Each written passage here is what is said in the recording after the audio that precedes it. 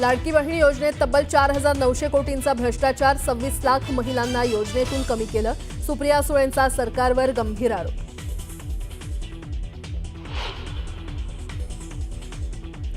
धनंजय मुंडेंच्या मागणीवर अजित पवारांचा सकारात्मक प्रतिसाद. मुंडेंच्या विनंतीचा मान केला जाईल तर सूचनांचंही पालन केलं जाईल. अजित पवार यांचं मोठं विधान.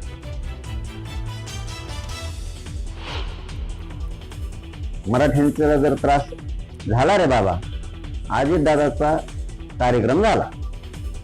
धनंजय मुंडेंना रोजगार हमीच्या कामावर पाठवा. जरांगेंचा खोचक टोला तर संतोष देशमुखांच्या आत्म्याचा विचार करा. आव्हाडांची टीका.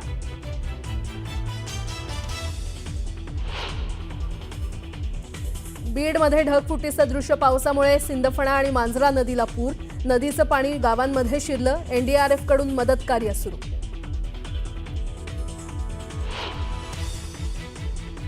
राज्यातल्या पूर परिस्थितीवर मुख्यमंत्री देवेंद्र फडणवीस लक्ष ठेवून आवश्यक ती खबरदारी जिल्हाधिकाऱ्यांनी घेऊन समन्वय ठेवावा. मुख्यमंत्र्यांच्या सूचना.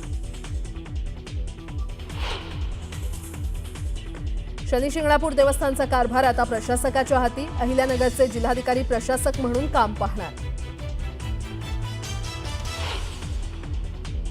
आणि मध्य प्रदेशच्या इंदूरमध्ये 3 मजली इमारत कोसळली. दुर्घटनेत 2 जणांचा मृत्यू. ढिगाऱ्याखाली अडकलेल्या व्यक्तींचा शोध सुरू.